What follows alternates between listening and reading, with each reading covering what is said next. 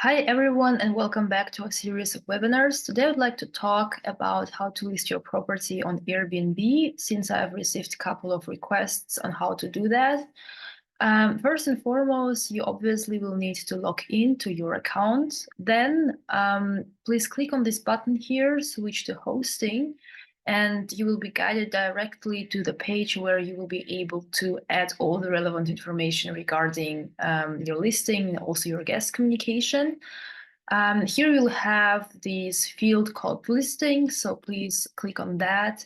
And in case you have already some listings here, you will see all of them in the menu below. In case you have never listed anything, obviously there will be nothing here, so we'll just need to click on this plus sign in order to add a new listing. And once you click on this plus sign, you will actually land on this menu here. Well, you will be guided through the whole process from the very beginning till the very end. So listing your property on Airbnb is really, really simple, probably the simplest way out of all other channels. So if we compare them, for example. And then every time you have filled out all the necessary information, you'll just need to click on this next button and you will be guided to the next step. So first and foremost, you will need to determine what kind of place do you want to rent out, whether it's a home, maybe castle, cabin, flat apartment. So as we all know, Airbnb offers a lot of authentic properties, not simply apartments and hotels. So you really have a whole range of different things here you can choose from. Once you have decided, click on next. And you will be able to also say whether you rent out the whole place or maybe only a room or a shared room. Then while defining that, you will also need to come up with an address. It's not that the guest will actually see the address, but it's important for Airbnb in order to locate more or less where you are. So in this case, I've just came up with a random address I've recently found in an article. So it's not a real location of my property, obviously. Then you can actually also have more detailed look whether it's been correctly identified, more or less, where your place is. It may be important for the guest to more or less understand well, the thing is, so here once again, you are able to see, well, yes, it's been correctly located. That's just fine. In case not, you can actually manually also adjust the place if you want the map to be more detailed, for example. But obviously, you don't need to show the real address to the guest, especially before booking. Due to security reasons and some others as well. Then you will need to define how many guests can you accommodate, how many bedrooms, beds, and bathrooms your place has. So really classic sign. Then make your place stand out is already step number 2, where you go more into detail on what kind of amenities, features does your place offer. So here you will also need to click out on the options your place has. You have here a predefined menu. So at this point of view, you cannot really add something specific. You can only choose out of amenities already presented here. Then click on next. You will need to upload at least 5 pictures. The more you have, obviously, the better. However, I would almost say please have like a range between 20 to 30 photos, because if it's more, it's already too much and people obviously do not look at all of them. So it's better that you have like kind of between 20 and 30 photos. 15 is fine as well. Make sure those are high quality photos, and that's pretty much it for the beginning. Then you can come up with a nice title. You can add up to 32 characters here, and can also write a short description. While listing process, you have only a limit of 500 words, but there is trick there. I will show it to you a bit later once we are finished with this preparation phase, how to add more details and how to kind of cross these 500 characters limit. So here you just come up with all the necessary information, everything you find especially important for the guest. Actually, these 500 signs is more than efficient because people obviously do not read very long descriptions. So it's actually just fine. And if you want to make your description stand out, you can always use various different tools such as AG, ChatGPT in order to make it more outstanding, and maybe also CEO optimized. And then you actually already kind of almost done with your listing. So this is this finish and publishing step. Basically, what you will need to decide here is whether your guests can book instantly, or if you don't want them to book instantly because you, for example, use another channel, or you want to make sure the guest is appropriate one for you, you can actually always have this option activated where you will need to approve each booking. So it's up to you, but of course, if the guest can book instantly, this can increase more or less, or one say that this may increase the amount of bookings you receive because it's easier and the guest should not wait till you answer or confirm the reservation. Then also you can choose whether you kind of accept every guest or only an experienced one. I actually don't know anyone who has chosen this second option here. Till now, I haven't met someone. But of course, this is up to you if you have like a super luxury property or a very, very authentic one, specific one, and you really want to be 100% sure who is checking in there, then of course you can use this option too. So I think it's actually really cool that Airbnb has this option of regulating who is able to book your property compared to all the other channels, for example. Then you can actually define your price. And the thing here is that Airbnb automatically proposes you the price all the other listings more or less have in the area you are located. So you can see here your price and what the guest would pay. Similar listings are in the range of 44 to 61 euros. You can actually click here and learn more about pricing, but I would also recommend you to watch one of my tutorials where I talk about dynamic pricing tools and the importance of revenue management for your property. I think there you will gain even more insights. They will be more they will be just deeper than the ones you can get here. But of course, just make sure you use all the sources so you can learn here on Airbnb as well directly on how to manage your prices. At the very beginning, once you are not sure about how much your property may cost you and you don't want someone to book it too cheap, you can actually set up a pretty high price and say, I want to make sure that no one books it until I've set up my calendar rates and everything just works smoothly and everything is connected to my PMS, to my revenue management pricing tool, and so on. You can set up a very high price just to make sure no one will book it. And in case someone books it, you still have a very, very good earning. So yeah. Now you can also add some discounts if you want to. I would not really go with it, especially in the very beginning. You can do that in case, especially if it's a new listing, you want to kind of stand out, you want to attract more bookings, more customers. You can offer those discounts, all of them, or just simply one of them. You can learn more about the discount policy. And basically, it's kind of promotion for your listing, and it will help you to appear above the average search. So you can try it out if you want to, but not necessarily do you need to do that, especially once you are kind of learning how to work with all those different issues and things on different channels.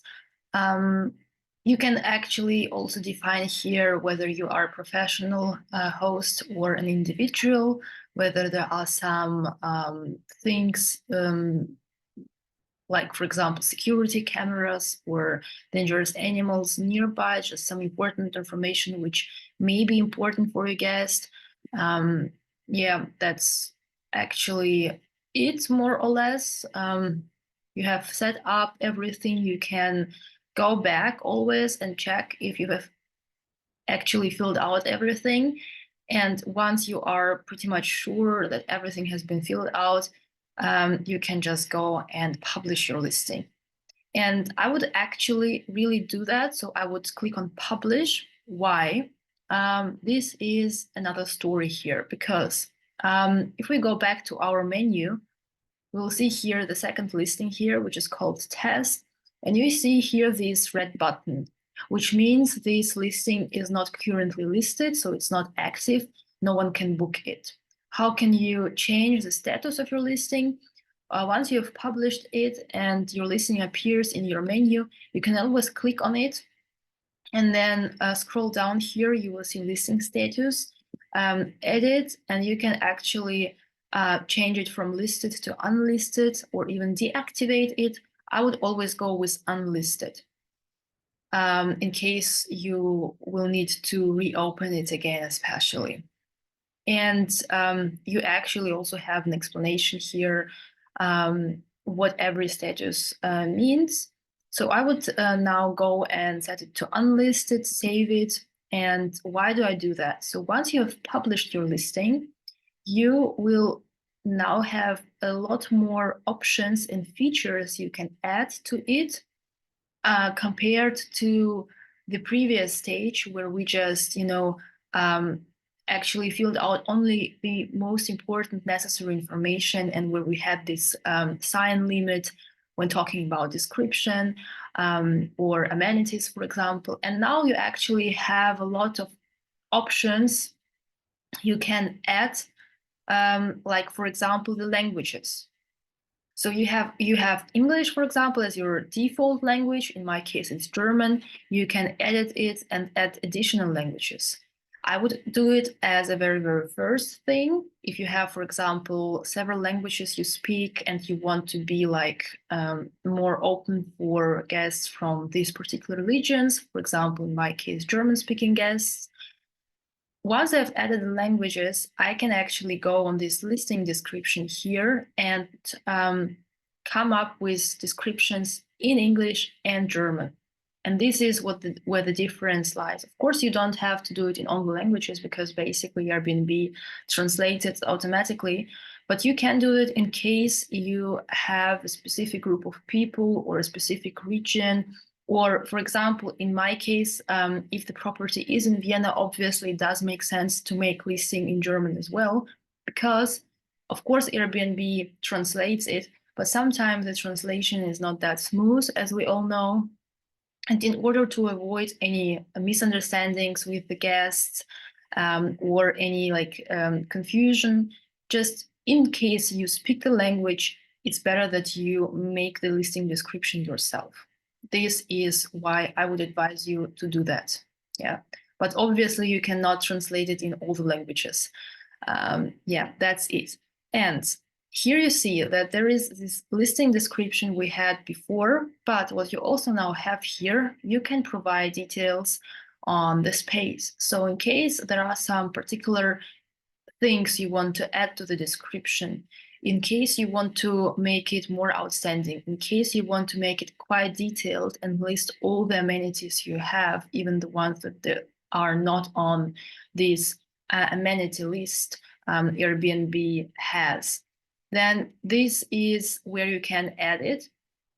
Also, you can add details regarding guest access, other details to note, like, for example, if you charge a fee for a pet or a towel fee or late checkout, late check-in, or early check-in, whatever it can be, you can add these details here. You can add details regarding interaction with the guest, and you can add way more texts compared to the previous stage. And you only have this option once your listing has been published, and then you can just shortly unpublish it, add all the necessary information, and list it again. So number of guests, the custom link, not really sure why it is here and what it is used for. You can actually come up with really creative link of your listing, but not really sure what kind of benefit does it bring to the host. I actually never used it before, but you can do it, obviously. You can try it out. Languages, which I've already mentioned, the status, amenities, also something you can correct now and where you have way more options of what to add, like for example, essentials, air conditioning, and so on. You can just simply choose whether you have it or not. This is a standard thing, similar to Booking, similar to Expedia and all the other channels. You can go through all of these lists step by step. You have here on the side the whole menu of things, like a specialized categories. I would actually go and have a look at this list from the very top till the very end, just to make sure that I know what kind of things can I offer, can I add, and something which, for example, is not on that list, I can add to the description of my listing. So you actually go through all of those amenities here.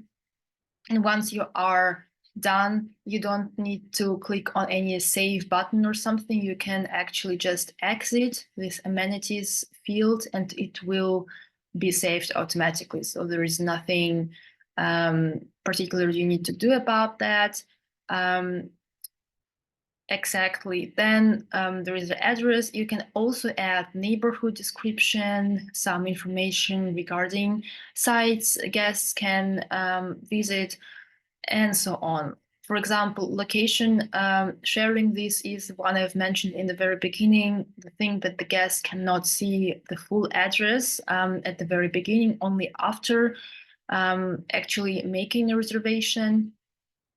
Then you can change here your property type, the information regarding rooms and spaces.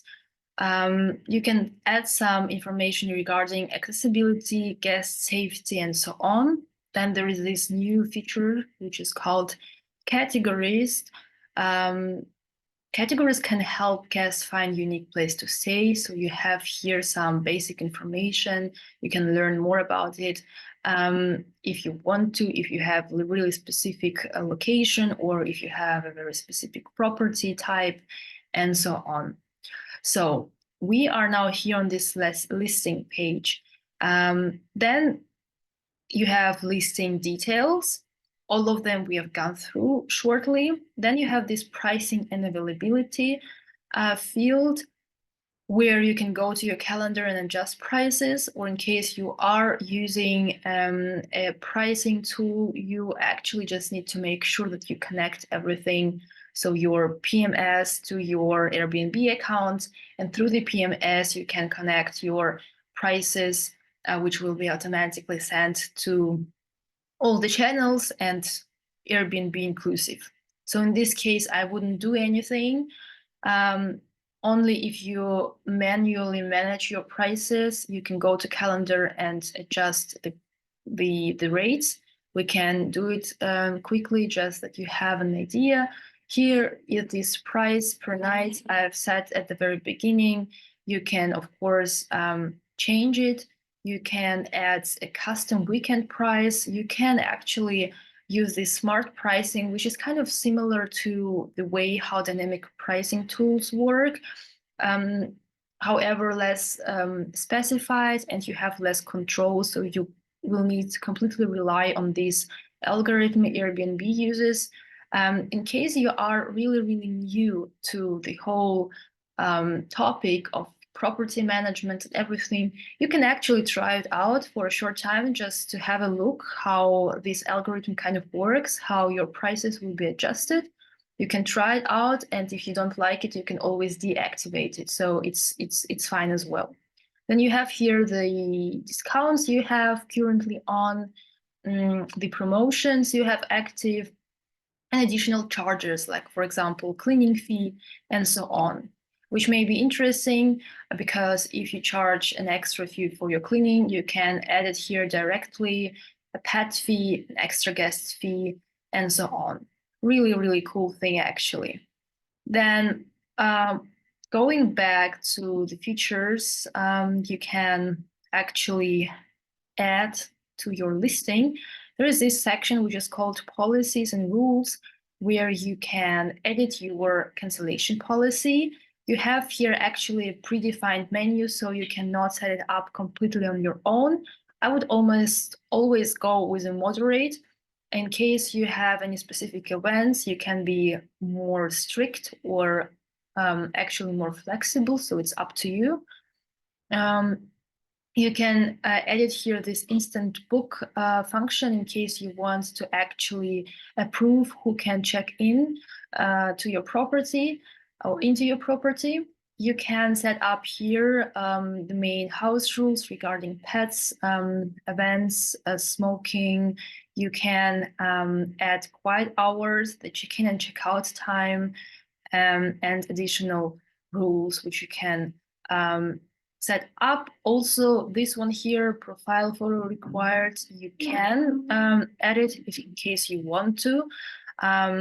In case you offer self check-in, for example, you will definitely need to come up with any kind of registration form for the guest and ask for an ID number and a photo, like your passport photo or anything like that.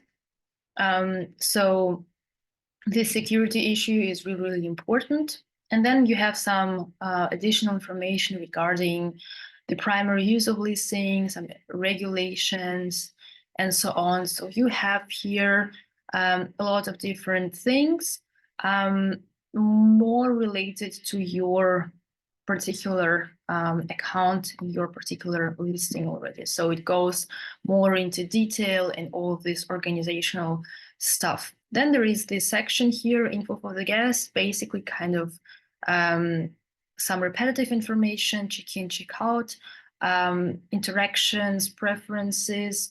You can set here directions. You can add Wi-Fi details, manuals, check-in methods, check-out instruction. Really cool thing.